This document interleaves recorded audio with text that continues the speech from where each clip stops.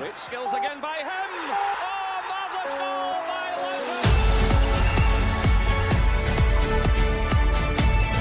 Welcome to the Rangers Journey. Hello everyone, it is me, it is Andrew, and you are live with the Rangers Journal. If Carlsberg did Mondays, eh? Well, tonight we are going to be discussing the breaking news, as the pod suggests. Stewart and Thelwell sacked, and we are going to be touching on the Livingston game as well. So obviously big news coming out of Ibrox today. Before we get started, let's have a big shout out to the pod sponsor. This pod is proudly sponsored by Bluebells in Puerto del Carmen, Lanzarote, the only Rangers bar in Puerto del Carmen. Family friendly, you can eat, drink, chill, or party, or all of the above. Why not? You're on holiday. And yes, they do show every Rangers game live, so Rangers games just are that little bit better when you are in the sunshine. So do pop in and see the guys if you are in Lanzarote. Right, look at this. We've got this. Is brilliant. If you're listening on the audio pod, this probably doesn't work too well, but Scotty's got some visitors for the pod tonight as well. He's got a pack of dogs or wolves that have just turned up behind him, so this could be the end of Scott. But Scott, how you doing, mate? I'll introduce you first. You good, mate? Yeah, I'm not too bad, thank you. Not too bad. These are my dogs that are here behind me. So they're patiently waiting on their ma coming home. So they're sitting on my shoulder just now. So no, I'm very well, thank you. Another exciting day as a life a Rangers supporter. Yep, I hope you guys are all well at home and looking forward to tonight's pod.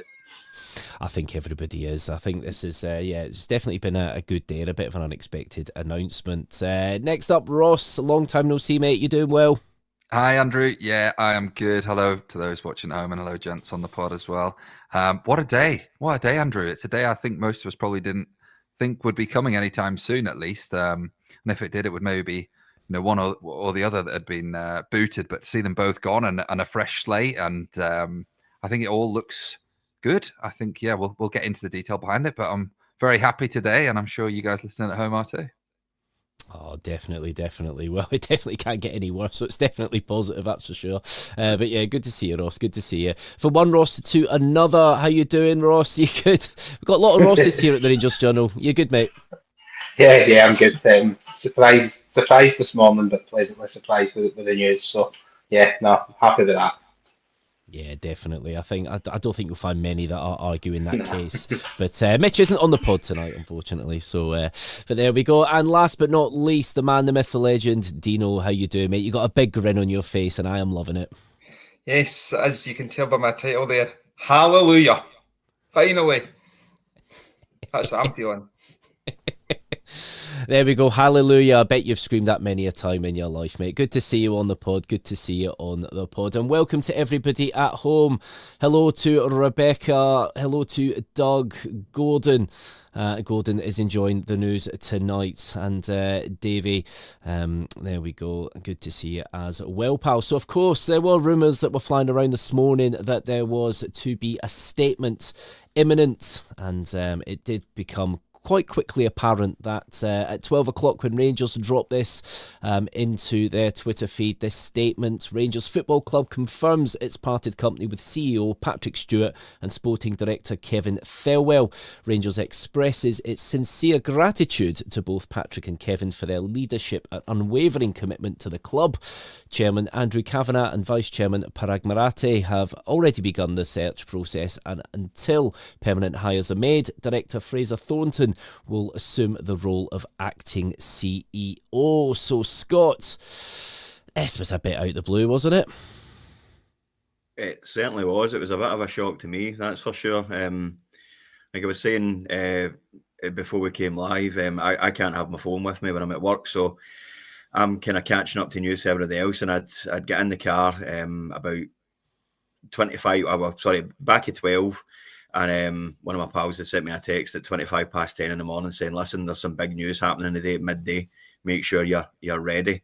And sure enough, I'm getting into the car and I'm way behind everybody else, about 500 messages on my phone, going over what's happening, a lot of it from our group chat, to be fair. But yeah, a bit of a shock. I mean, certainly a shock by the timing more than anything else, not by the sort of the quality of the jobs that they've done at the club or anything like that. But definitely a shock at the time, and I thought, and I keep thinking to myself, what has actually happened over the last couple of days? With the likes of Thelwell sort of insulating himself around these guys that he's worked with previously. Maybe in his head he's thinking, right, there's an element of protection here. There's obviously a large amount of the fan base that's against me, but maybe if I can wrap myself up amongst people that I've worked with before, continuously hire new people, I'm going to be safe. But obviously that was not to be the case. So unfortunately for him, I'll be at Job Club tomorrow morning. Yeah, definitely. And you touched on something quite interesting there, because Rant Rangers Ross, I'm going to go with that because it just rolls off the tongue. We saw from that kind of interview with Thelwell, I think it was only about 9 days ago, wasn't it, where kind of talking about the future and things. So things changed quite dramatically, quite quickly over the weekend. What do you think? What's your kind of opinion on it? There was one thing that I really got from that Thelwell interview, and it was almost how much he was stressing that the final say would be with Danny Rohl on signings. And I thought that's a real change of tact here. So either he was aware of what was coming, because the presser today with Kavanagh stated that he'd been already undertaking these interviews or these meets with potential new directors of football and CEOs. So firstly, I was trying to think, when could they have been canned? But that interview did ring true when he was saying that Danny Rohl would get the final say, which made me think, had there been a change of process internally, had Kavanagh and Murat come in and said, we want this to be the manager's team, and therefore the signings coming in would sort of feed into the style of football that he wants to play, which would have been a change from the tunes that we're hearing from Thelwell earlier in the season. It was obviously a big shock when the news came out. I think I'd put on one of our WhatsApp group chats that I believe it's a 0.01% chance of going. Dino, you chimed in. That's more than me, mate, which I thought was quite funny. So it just shows how much or how little we actually know. But a super pleasant surprise. I mean, there's a few things now that the sort of dust has settled a bit that is crossing my mind, which we can come on to a bit later, regarding recruitment. Who's going to be leading the negotiations? Have they already targeted players and therefore they know who they're going after? Because those two roles within the club are clearly going to be crucial to how we go about our business. But maybe we'll come on to that in a bit. Sorry, guys, couldn't take myself off mute there. Unbelievable. That's a good one that you pick up on there, Ross. Recruitment, because at Follow We Will, Ross, normally when you look at January recruitment, it's normally quite a few months in the pipeline. You're looking at scoping out players. Obviously, there's been a lot of rumours, a lot of chat today about this could be part of the reason. Could it just be that some of the January transfer targets are still in the same vein of players that we've gone after before from the English Championship? Could it be along them lines, and maybe Danny Rohl's not too happy as he's got a bit more say than what Russell Martin did? I think he's definitely had an input on the decision today. I think he's probably been asked his feedback from the owners, the American owners, and he's commented on the state of the squad, for want of a better term, state of the squad, and working with Thelwell getting into January. I think we're all looking forward to January now, that Thelwell's not going to be leading it. And in terms of who will lead it, and that's the question, it's an interesting one. But I would like to think that Danny Rohl will be heavily involved. Kevin Thelwell already said that. Whether he was going to be or not is another matter, but I think now there's no doubt he will be, with Thelwell gone. Again, it has totally come out of the blue. I mean, he done that piece for RTV last week, was it the 10-15 minute interview, hired in the two guys, the set piece guy and the guy from Wolves, and I thought, then we spoke about it in the chat, over last weekend, everybody went, he is here for the long haul. I think, why would they put him in front of a camera and have him do that? So it's definitely a weird one, but in terms of January, I think Danny Rohl has maybe, just my own gut feeling, I think he's had a say. I don't think he's too impressed with who's maybe been lined up, and it's not an unreasonable guess to say that's what's happened going by the transfer window we just experienced in the summer. So yeah, it'll definitely be an interesting one. Yeah, definitely. No, I do agree with you there. Thank you to Martin Mook 2008. £5 from him. No matter how it puts, it's great news for the club that these two funds are gone. Just need funds one son to go to. It's hard not to look at this situation as a bit of a dumb and dumber, a bit of a dweedle-dee, dweedle-dum situation. It just seems to be one mess after another. Being completely honest, Dino, when was it? Has this been a couple of months too late, this sacking now? What do you reckon? Yeah, so kind of on Ross's point there when he said earlier on about his percentage of likelihood that it's true, and I was even less because due to the fact is what you just said there, they should have been at the same time as Russell Martin, as far as I'm concerned, and I think that's a synonymous thought throughout the Rangers fan base, but when you give it some rationale, when they're heavily involved in the recruitment of the next manager, which no owners are in modern football, they do leave that to the CEO and sporting director or whatnot, the people that run the club day to day. So for them to come in and take charge of the recruitment, you can obviously say that there was obviously an element of selling what they believe can happen with this Rangers team, and you know what I mean. So to save their own jobs, because at the end of the day, who wants to be getting sacked a few months into a high-profile job that is the CEO of Rangers and the sporting director of Rangers? So you can only presume that they've given Marathi and Kavanagh, lip service sound bites what they want them to hear. And they're on basically on a sticky wicket from then. And if you look at any of this time, you saw Kavanagh in the director's box. His puss was tripping him because he's like, "What the hell's going on here?" Do you know what I mean? That guy never looked happy. Once he's not investing scullions of pounds to come across the pond in the freezing cold to be subjected to that. Do you know what I mean? Although he's a businessman and he's investing in the club, he wants to be successful. He wants to be remembered in history far after that we've all gone. Do you know what I mean? So, yeah, I think the level of player that we've got in the performance, like a lot of people were saying, Livingston should be a sort of 3-0 easy home defeat. We just narrowly beat them. Do you know what I mean? So we had one point where we had 6 shots and 1 on target. It was the same as them, and we're at home against Livingston. So when you take all those things into context, and basically, this season we were quarterfinals of the Europa League last season. This season we can't even compete with even the teams that are ranked well below us in the coefficient. So yeah, as I said, a sticky wicket, and that was probably just a straw that broke the camel's back. The fact that we scraped a 2-1 win, and I don't even think Walter Smith or Jose Mourinho could get more of a tune out of these players than what Danny Rohl's getting at the moment. So, and they've obviously been, I think maybe as well, they've been not manipulated, but put on the right path of Danny Rohl's assessment of his traffic light assessment of the squad. Yeah. No, I do agree with you, Dino. Do agree with you. Touching on that, and actually touching on Declan here. Hope you're doing well, Declan. Good to hear from you, mate. As happy as I am that they're gone, sacking your sporting director after a few months of letting him appoint loads of people is a bit mad. So, Scotty, I'm going to come to you, mate. Has the damage already been done, and now this is going to be kind of a mess of unpicking everything, and could this take a long time? I can't see how it doesn't take a long time, to be honest with you. I mean, as I said earlier, he's recruited an awful lot of guys who he's worked with in the past, or if he knows in the past, including his son, for obvious reasons.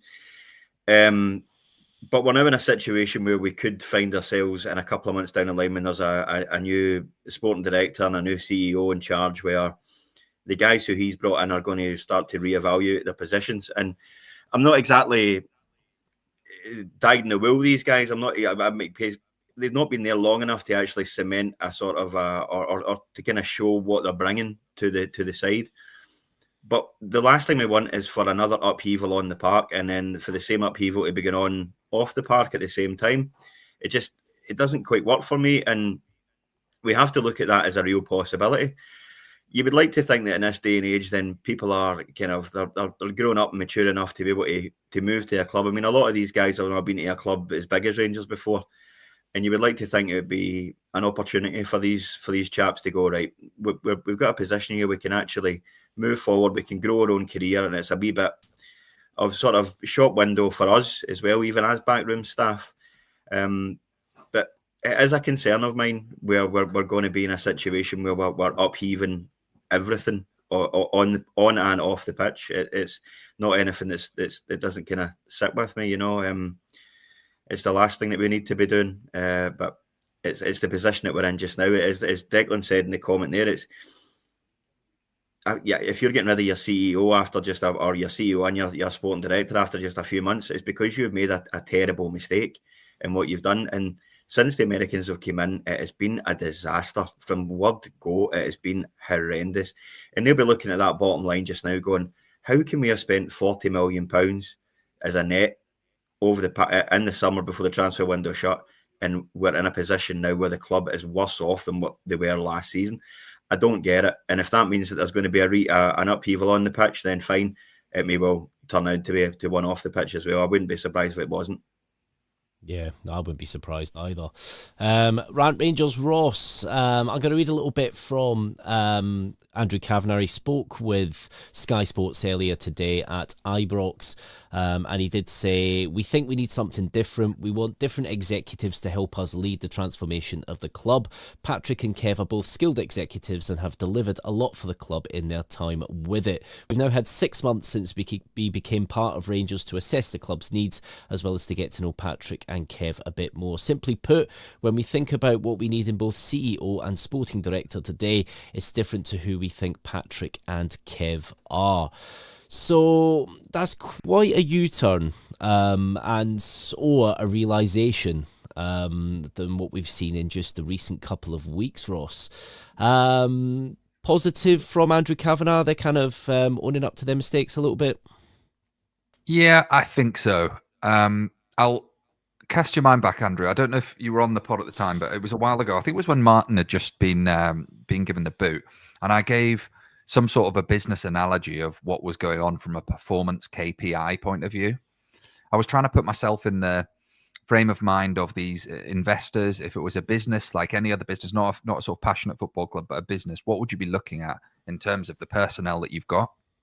You'd be looking at obviously performance and output. You'd be looking at culture within the club and trying to develop that. You'd be looking at acquisitions and in this case transfers. And I think if you actually break it down to a KPI point of view of tangible binary, has it performed or not performed? I think all over the club there has been a lack of performance, and I think that can only be attributed to CEO, because they are they are essentially Murat and Kavanagh's kind of man on the ground, and then your director of football, which inevitably will influence your on-field performance. Two of probably your biggest, I guess, KPIs or key performance indicators.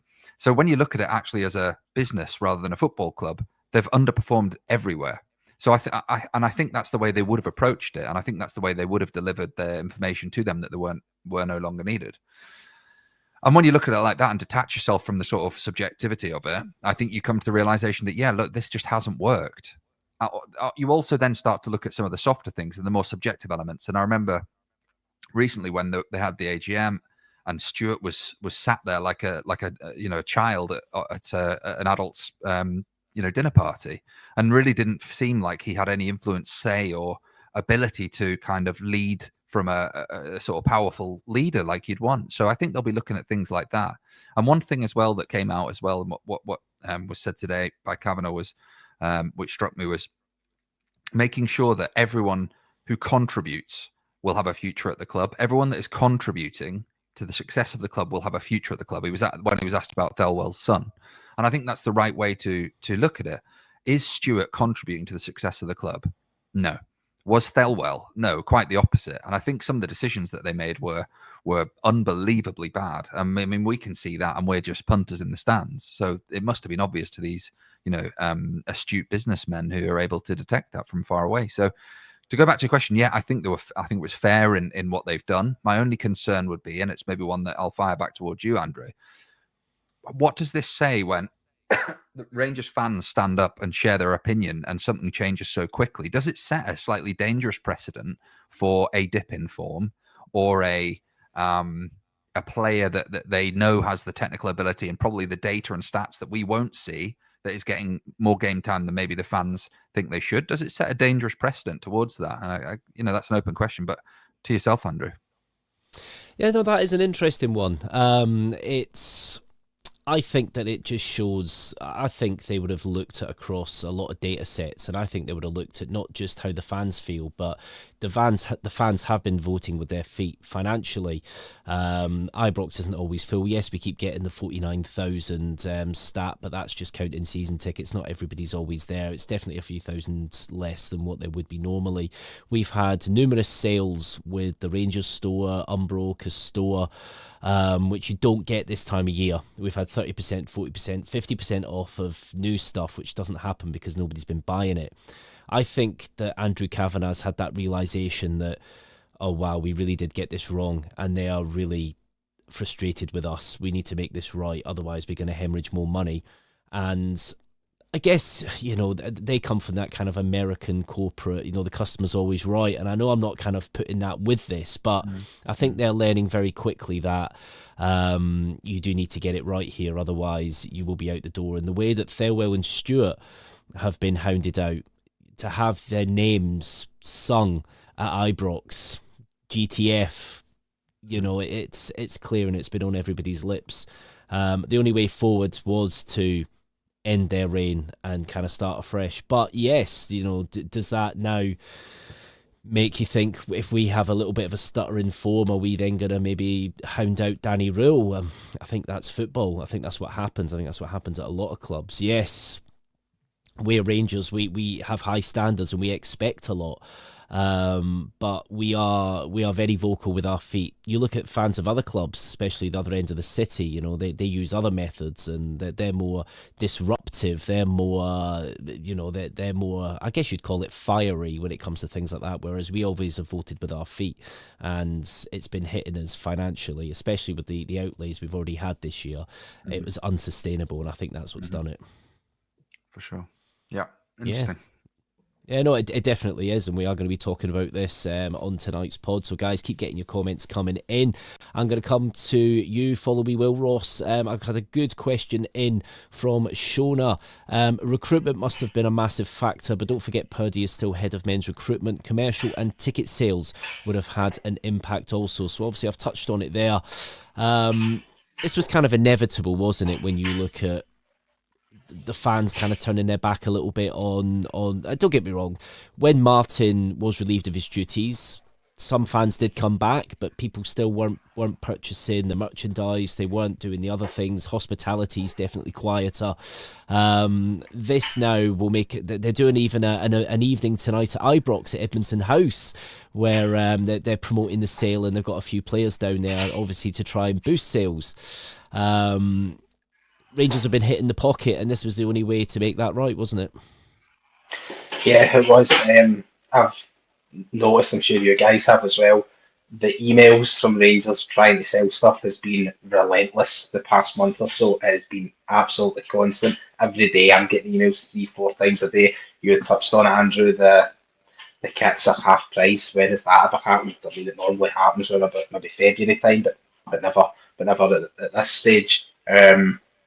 Attendances were dropping as well. Again, you touched on it. The 49,000 isn't accurate. I was there on Saturday, and there was gaps. It was a decent turnout, as it usually is, but there was gaps. And I think even the people that were going, it was more a chore than a hobby, something they really were looking forward to doing. I said to my mate today, I'm now, just by the news of today, a day to go, and I'm now really looking forward to going on Thursday. With prior, I wasn't even sure if I was going to go.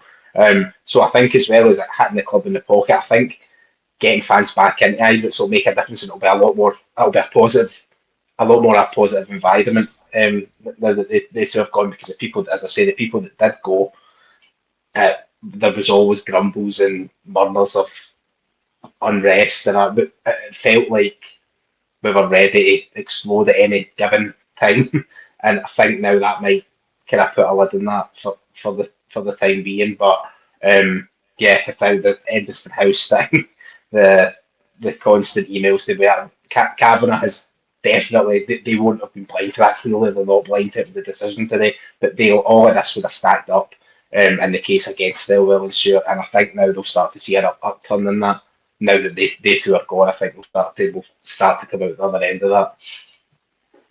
Yeah, no, I do agree. And Martin, thank you ever so much. You gifted 5 Rangers Journal memberships. That is greatly appreciated by all here at the Rangers Journal. Now, Dino, I'm going to come to you now, mate.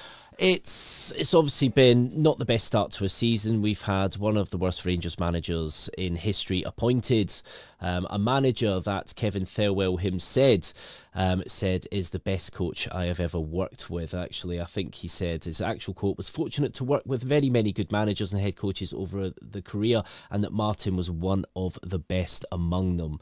So obviously, it's easy with hindsight to say that, that wasn't great. He got that totally wrong. When all the optics weren't looking too good, everybody's eyes were on him and Stewart. It seemed that Andrew Kavanagh and Marathi, you wouldn't see them unless things were bad. They were out in America, and it seems like these two were kind of heading up the show.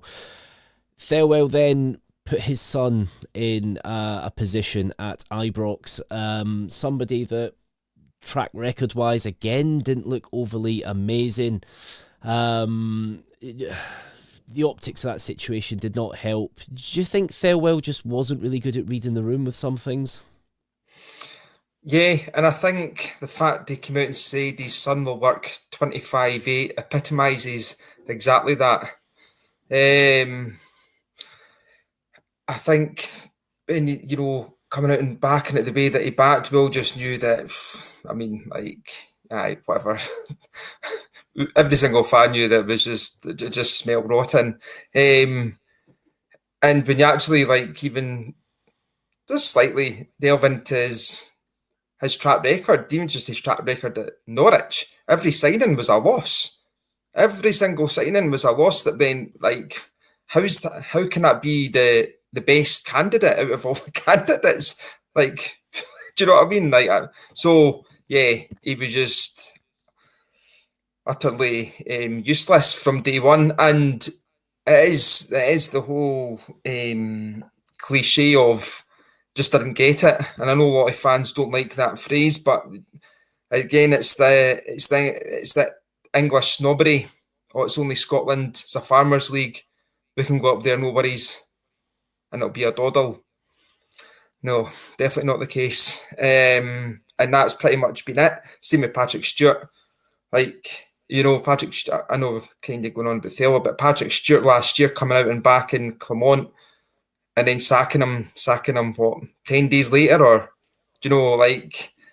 just both of them had very, very poor ability to read the room, as you said, and they both were obviously backing one another and wanting to, go down fighting together. So it's no surprise, I guess, that when you do think about it, that they did both leave today. And I don't think any club will be looking at Kevin Thelwell and Patrick Stewart for quite some time once the dust spelling truly settles. I know it's football and people can get into jobs quite quickly, but I don't think they're going to be there's going to be a queue of people knocking at their door to employ them at whatever club.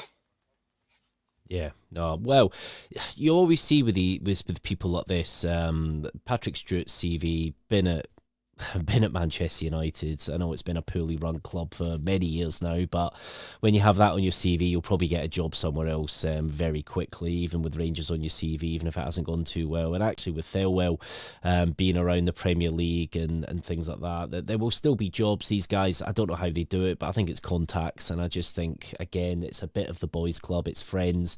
You were noticing that, obviously you touch on Stewart and Clermont last year, it was so strange. Obviously Patrick Stewart was brought in not necessarily to do a downsizing operation, but to get the club into a stable situation to be sold and make sure everything, I guess, in a sense, was right for that to go through.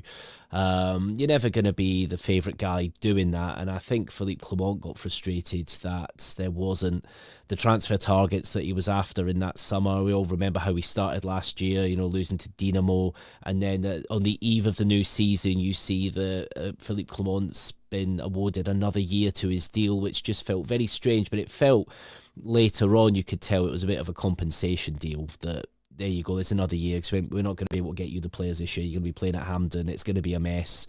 That's what that felt like. And as that kind of season went on and into this season, you're seeing even Patrick Stewart was bringing in old acquaintances from Manchester United. And I'm sorry, but you can't really use Manchester United as a well-run example. And you're not seeing people that have been tearing up trees and going, oh, okay, a good example at the minute is Barry Fry. I think that you look at him and you go, you know what, he's actually, you got some tangible evidence that what he's done and the work he's done has been fantastic with that defence at the club he was working at down in England. And you think that's brilliant, actual defending things and set piece chances. You go, right, that is somebody that you bring in.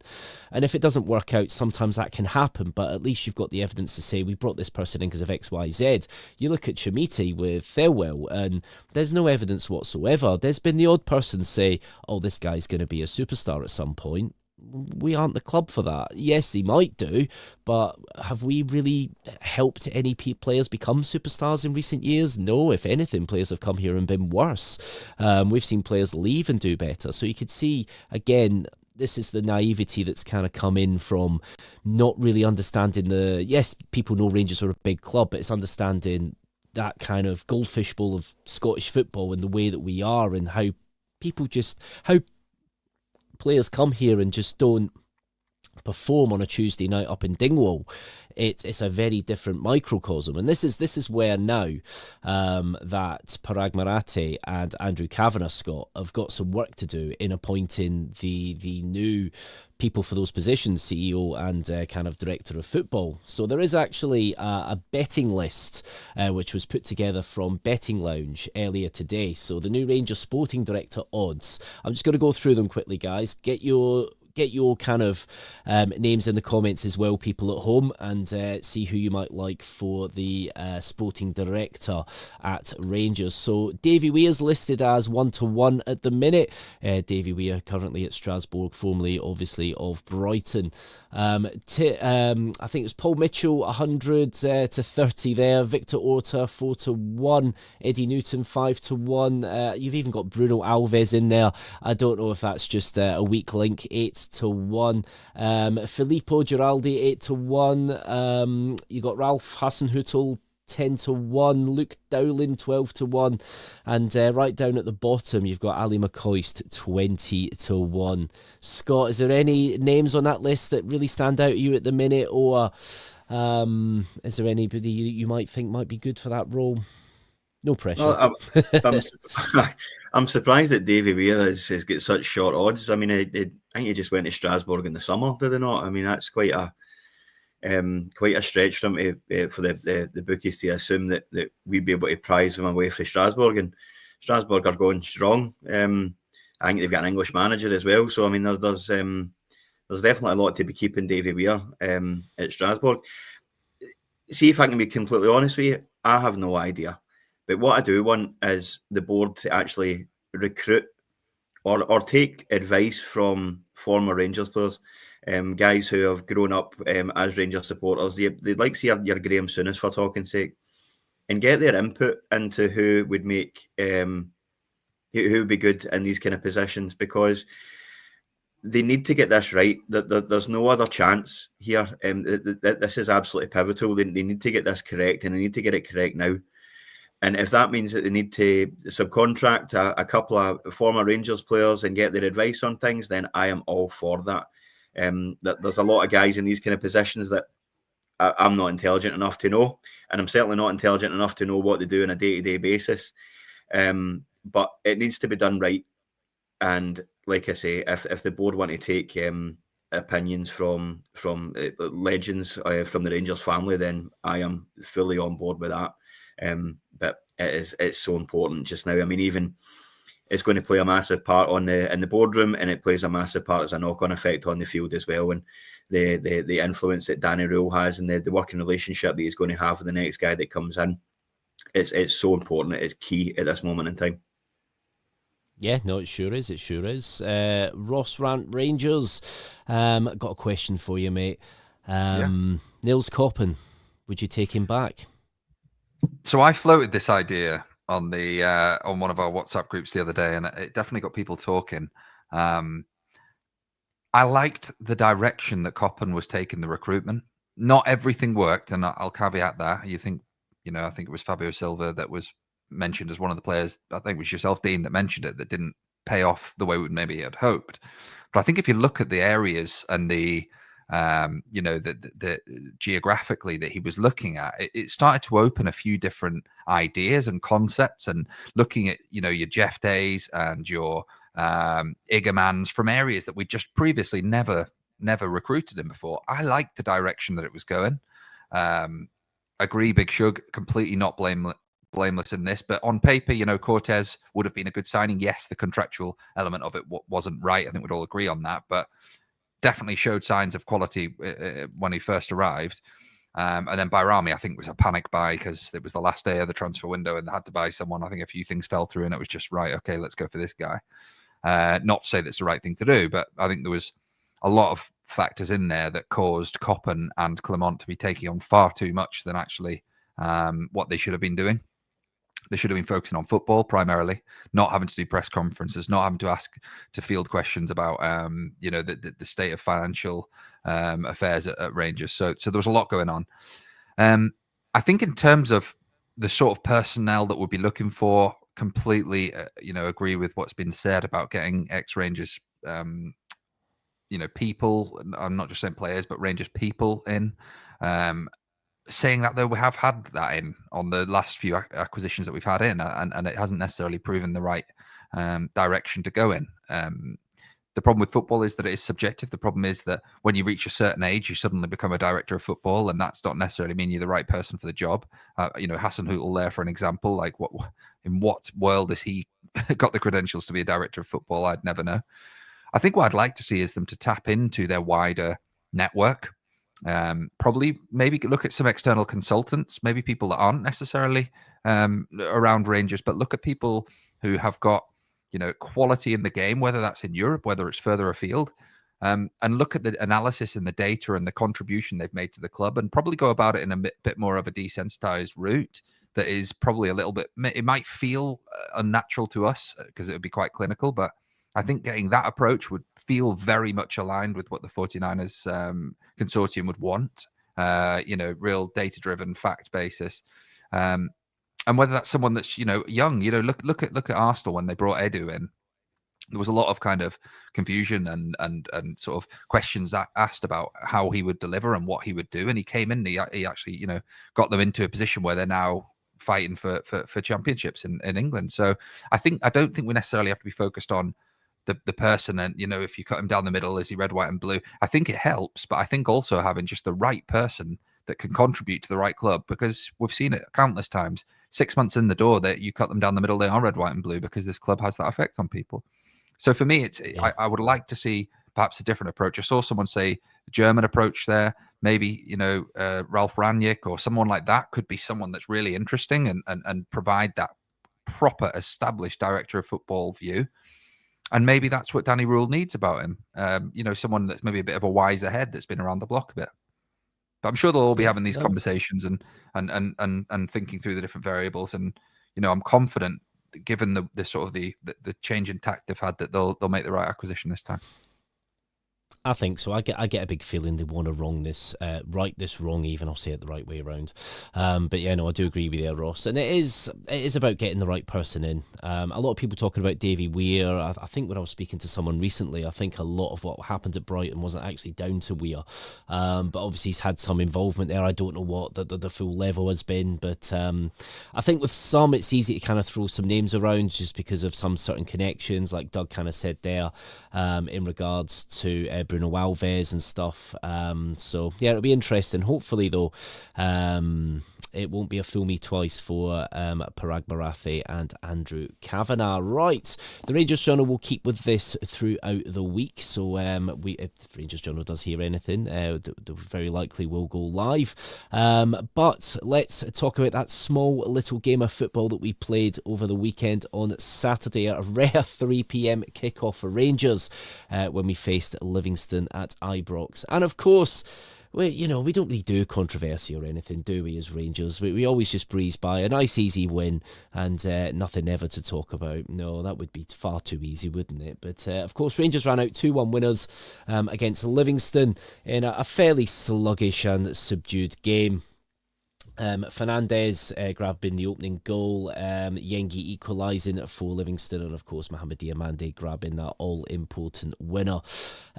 Following Will Ross, it wasn't a great game of football, was it? Especially after that international break. We heard that Danny Rohl was working with the players, or the players that weren't on international duty, but yeah, it was a bit of a disappointing affair, wasn't it?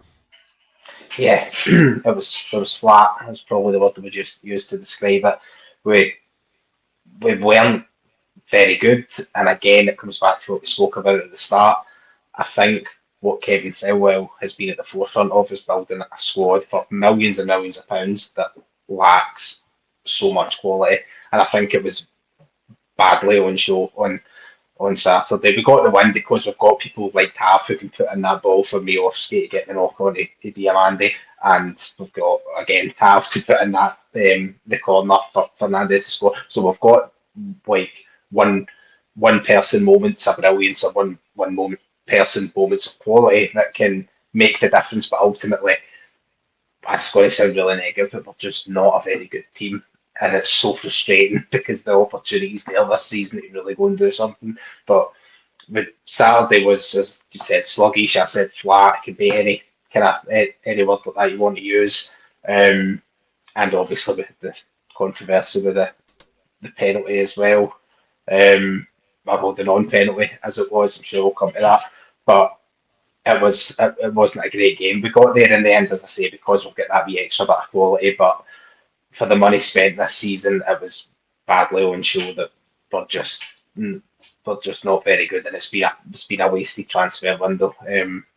With the money available, I think we could have done so much better. Guys like Asgard, Antman, who I was one of them who said, I think we've actually got the bones of a good team there. It's on Russell Martin, but he's gone now. Nobody can hide behind him, and these guys don't look up to it. I hope I'm wrong, and I hope they grow into it. I'll grow into being there at the club, but it doesn't look like it. We said earlier on the chat on WhatsApp, but 34-year-old captain from right back is still having to bail us out time and time again, and it's a sad indictment of how bad the recruitment's been, not just this summer, but the past few seasons.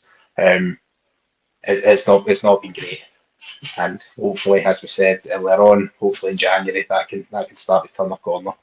We're due it because we've had so many false dawns. We're due it, so. Yeah, it has to get better at some point, doesn't it? It really does. But yeah, it was definitely a poor game of football, and it's frustrating when you look at you've had a little bit of a break there. You've had Barry Fry come in. You've had Danny Rohl being able to actually have some time with a chunk of the squad. Obviously, not everyone due to the international break. And we do have quite a lot of players that do play international football now.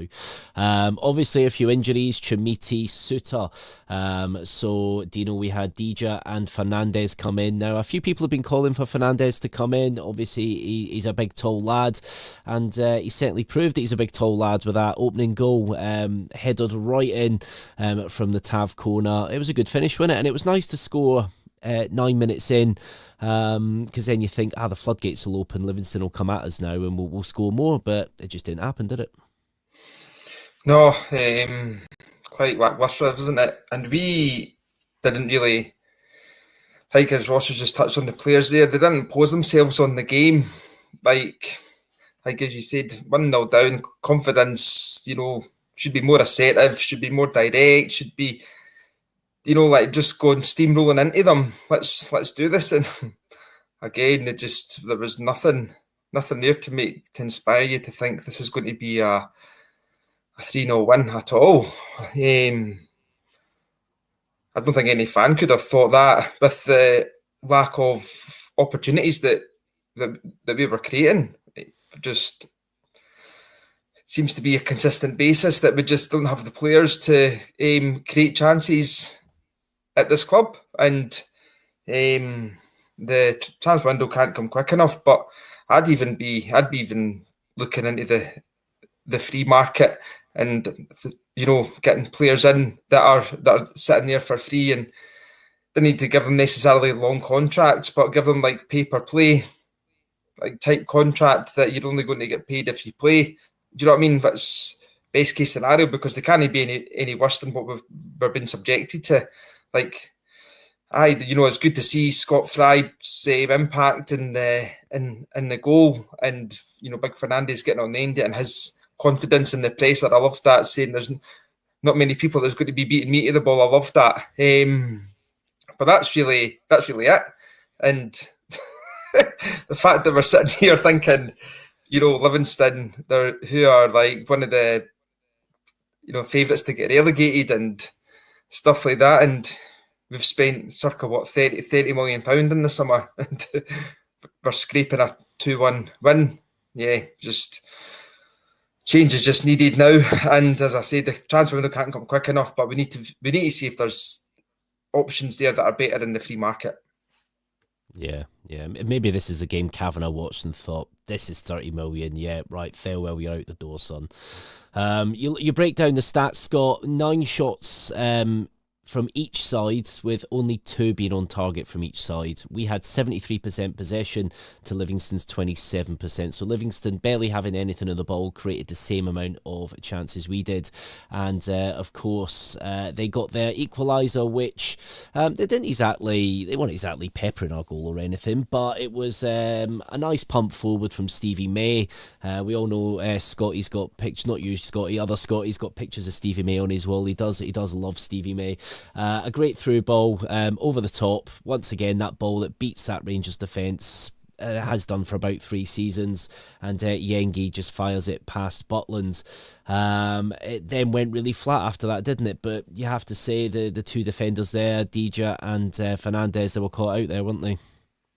Oh, they were badly caught out there. I mean, like I'd said, I'd missed the first half, but I'd obviously caught up with it. The thing that annoyed me about it more than anything else was, we watched the camera angle from behind Giga. You can see him indicating that the ball's coming, so he knows the ball's coming. He takes a step off Yengi to try and sort of give himself a wee bit of space in case the ball goes behind, and he still manages to make a mess of it. I don't quite understand. And then he throws his arms up in the air and tries to blame Fernandez once the ball's in the back of the net.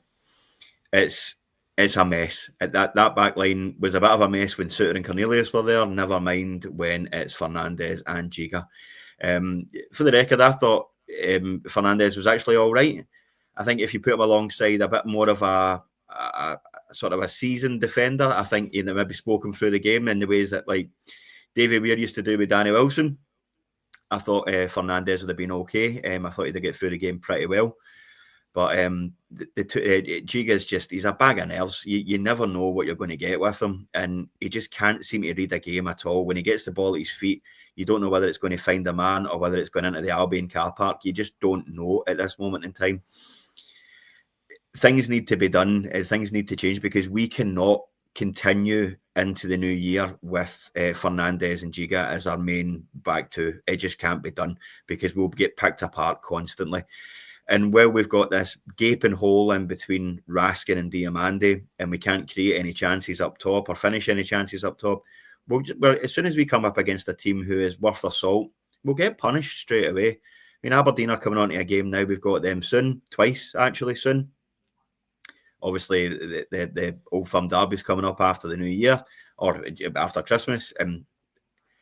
It's not even worth thinking about. As Dino says, there's no harm in looking into the free market at this moment in time. I mean, the situation is Leon Balogun, a lot of us wanted him to sign an our contract at the end of the season. He was let go for whatever reason. He would waltz into that team just now, and he would be the best defender by a country mile.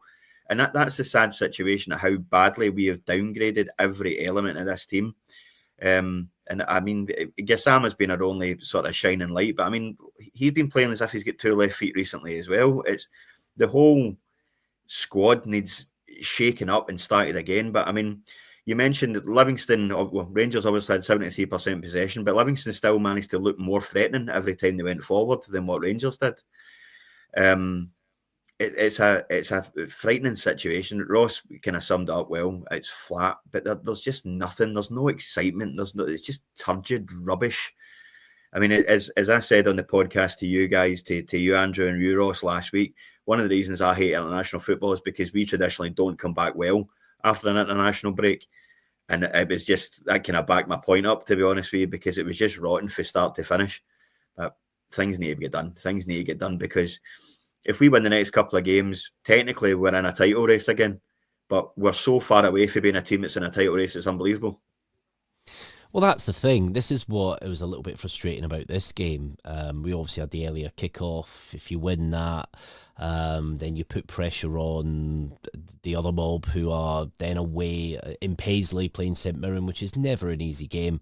And it just, you're adding that little bit of pressure on that they have to go there and win, which they were struggling there, it has to be said. But you mentioned Fernandez there, and let's go into some of his stats. So for the majority of things, like open play passes, he was second in the match, successful passes second in the match, clearances second, ball recovery second, but he was top for aerial duel wins with 13, and he was first for shots blocked with 2. Now, I'm wondering if one of those blocked shots, Ross Rant Rangers, was this penalty incident where Yengi's in the box, he takes a shot, cannons off of Fernandez's hand and away. It wasn't caught in real time.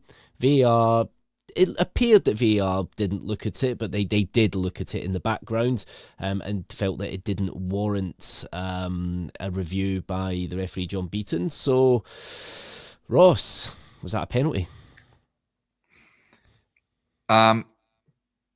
As much as I would love to say no, I think it's a penalty, and I'll try and explain my rationale clearly.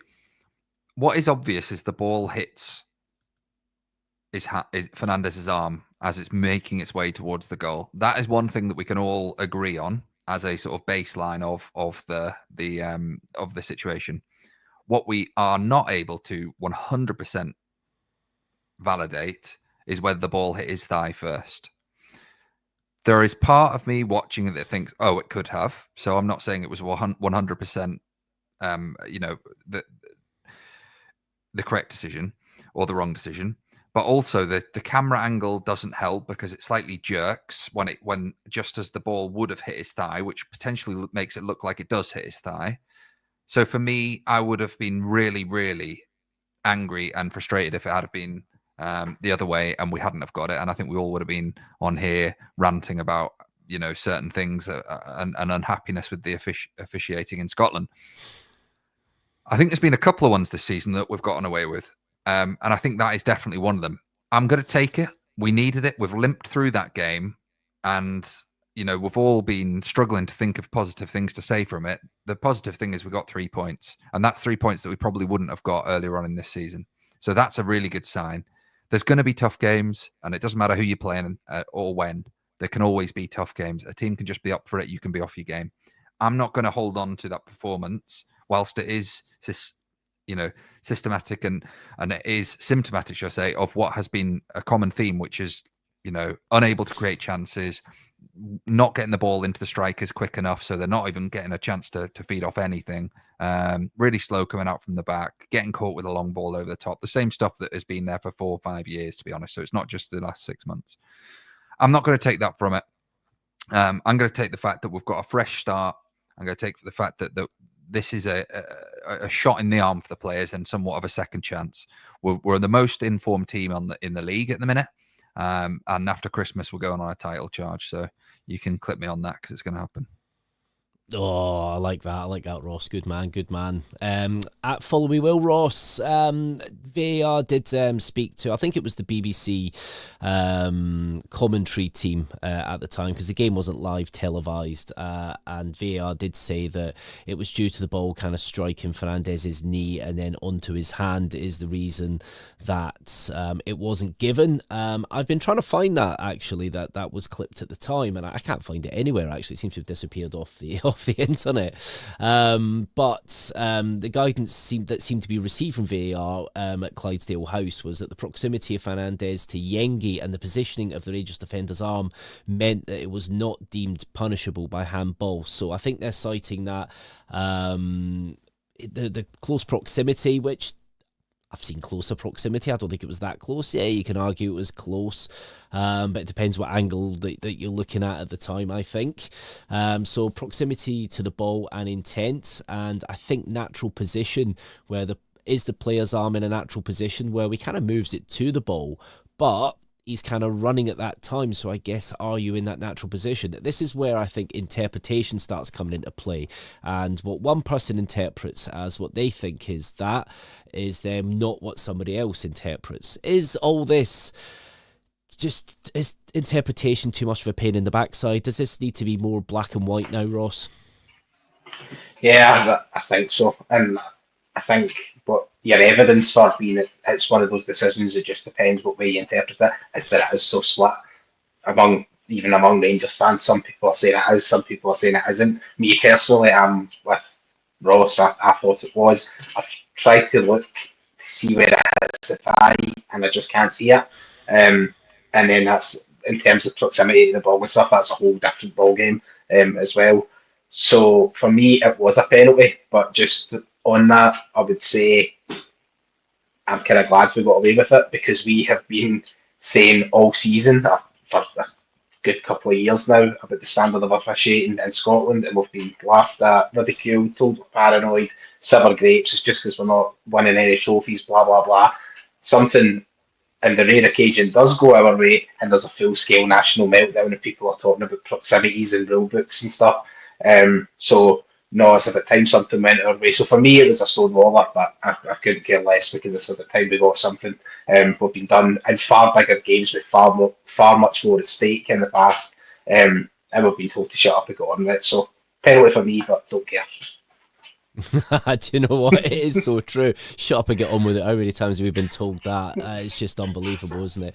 We have, Dino, we have seen the stats. Rangers are one of the most affected teams from incorrect VAR calls. So, they always say these things balance themselves out. I think we need another 5 or 6 to actually balance it out properly in big games where trophies are at play. But, Dino, let's hear your side of it, mate. I watched, now, when I saw the initial video, and when somebody slowed it down and zoomed in, it does look like the ball skims the knee, comes onto the hand. Now, I know that the rules have changed, and this is where keeping up with everything just is confusing as anything these days. It does take you a good 20 minutes. But then from the camera angle from behind, which is slowed down, it doesn't appear to hit his knee, but just kind of goes straight to the hand. Dino, what's your take on this, mate? Well, watching it in real time, I thought to myself, hit his leg first. Then the commentary said nothing on it, and I thought, so I did see right. So there wasn't like there was any sort of conjecture there with either of the commentators. So in my head, I was, I did hit his leg first, then no penalty. And then I just went, I just put to the back of my mind.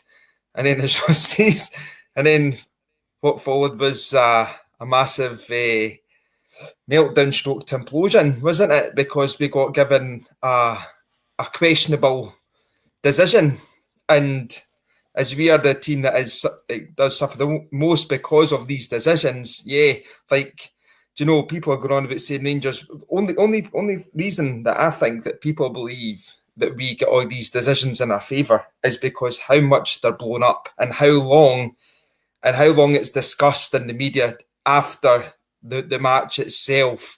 Like, we're talking 5 days a week, sometimes maybe even longer, that you still have people in the press, people on social media discussing it, pointing out that blah, blah, blah, blah, blah. Any other team, that we would not even be talking about it tonight. It's as simple as that, because it's Rangers and, the Masons and all that, isn't it? But, As far as I was concerned, it wasn't a penalty. The rules did, state that. As far as I'm concerned, John Beaton, them and VAR said that the reason it wasn't a penalty is because it hit his leg first and whatever. So good enough for me. Doesn't really require the sort of attention that's been given because it was the right decision. So, as Ross says, well, it's what it is. It was either a penalty or no.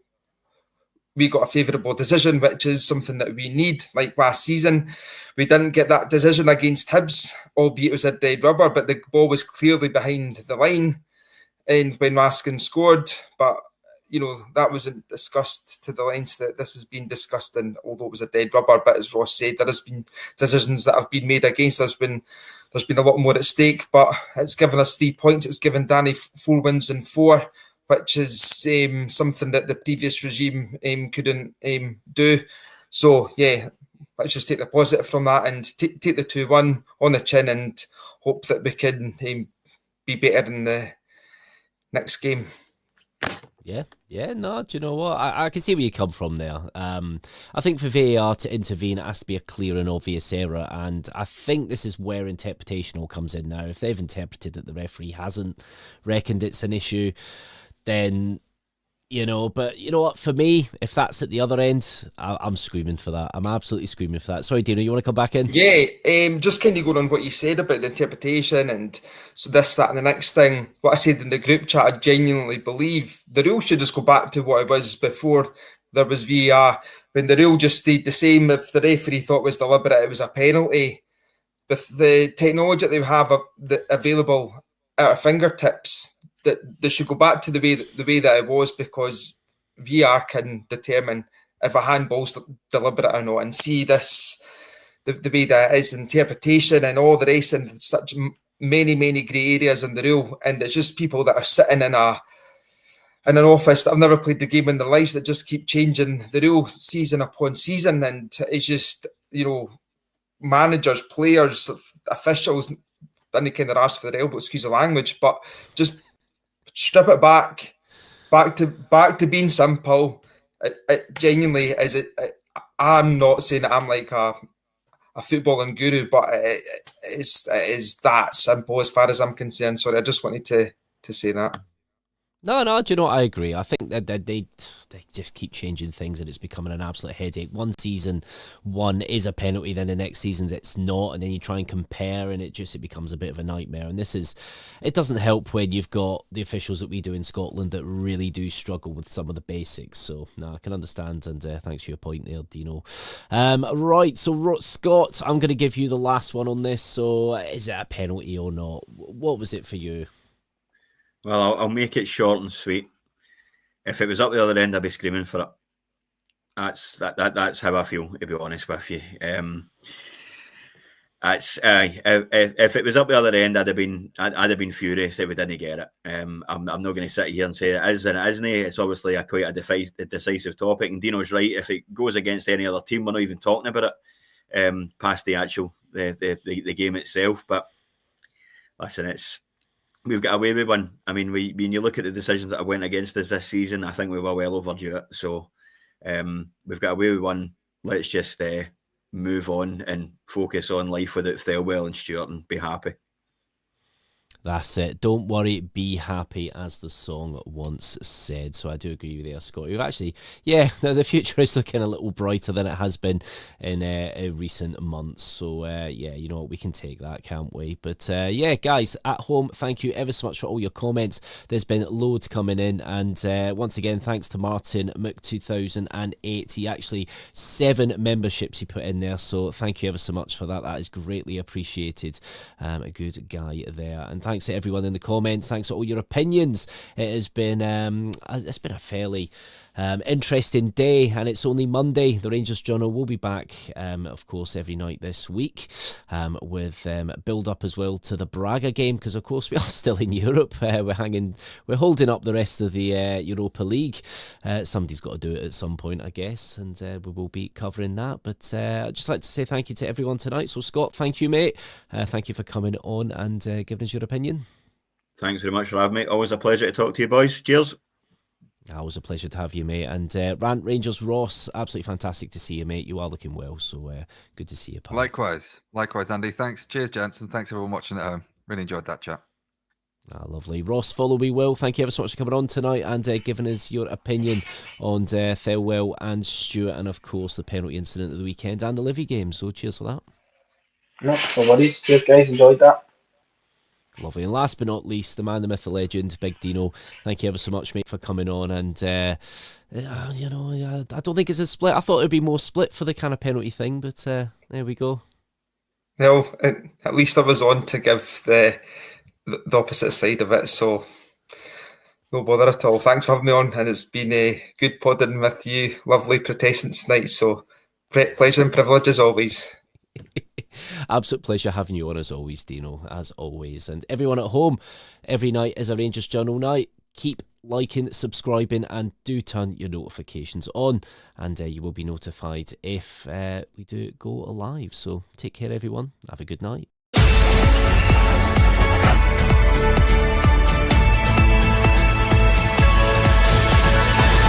Every night is the Rangers Journal night.